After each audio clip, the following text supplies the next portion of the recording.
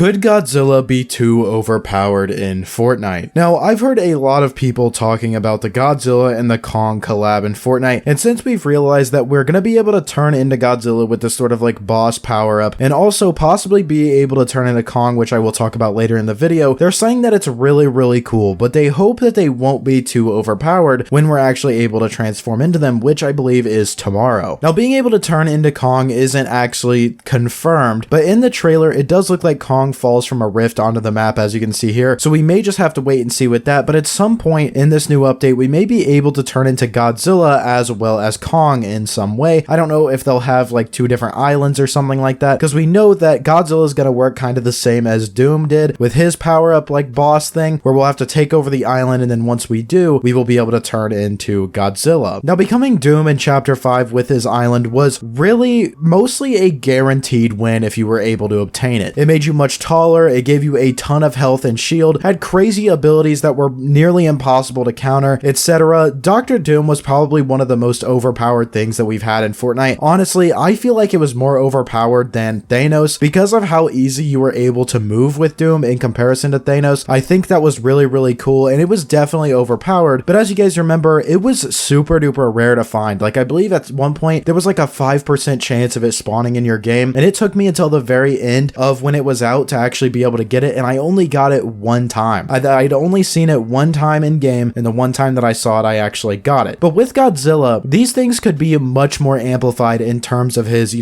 powers and things like that. Godzilla's whole character revolves around the destruction it causes and how difficult it is to defeat, right? Now, it's been confirmed that Godzilla's island won't spawn every match, and there hasn't been many leaks regarding being able to actually kill someone with Godzilla, but just someone being rewarded with a medallion if they did the most damage, and this actually really worried me. I was worried that like if you got Godzilla, they would literally guarantee you the win because you'd be impossible to kill. Personally, I think that would definitely make this really bad, but then I thought, what if they give you like a timer or something like that? Because that makes the most sense. Imagine if when you get Godzilla, there's a certain timer in the top left, or it comes up and then it goes away. You have like, let's say like 5 minutes or like 10 minutes or something like that as Godzilla, and whoever wants to, like whoever does the most damage, then they get a very powerful medallion that gives you, I think an exotic quad launcher and something else. It gives you some other abilities like a dash ability or something like that. That makes the most sense to me. So even though Godzilla, I would expect his powers to be much more destructive than Doom because that's literally Godzilla's whole character, I think that it won't be nearly as overpowered because of this,